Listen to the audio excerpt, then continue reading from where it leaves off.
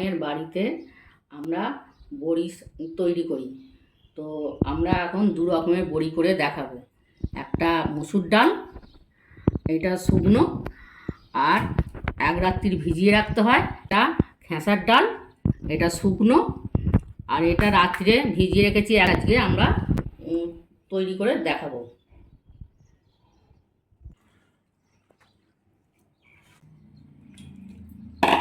এইভাবে জলটাকে শুকিয়ে নিতে হবে,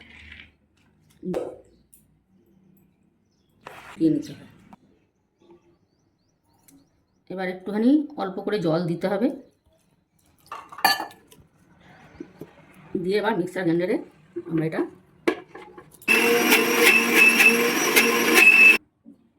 এবার এটা একটা পাত্রের মধ্যে ঢেলে রাখলাম।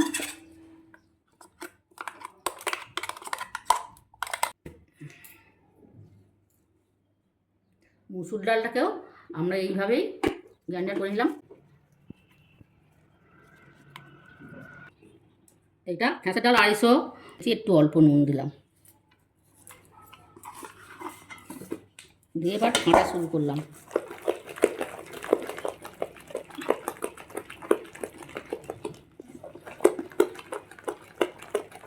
সেটা জলটাতে ভেসে উঠল। এই যে থালাটা রেখে দিলাম, দিয়ে এটা একটু রোদেতে দিয়ে রাখলাম, তেতে গেল। তারপর বড়ি দেওয়া শুরু করলাম, রেখে দিলাম, দিয়ে এটা একটু রোদেতে দিয়ে রাখলাম, তেতে গেল। তারপর বড়ি দেওয়া শুরু করলাম।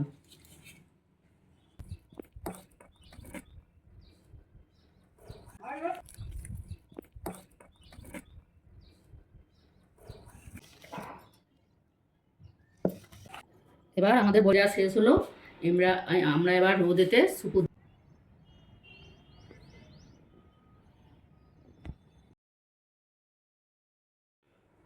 বড়িগুলো এখন খুব শুকিয়ে গেছে। এই যে দেখুন,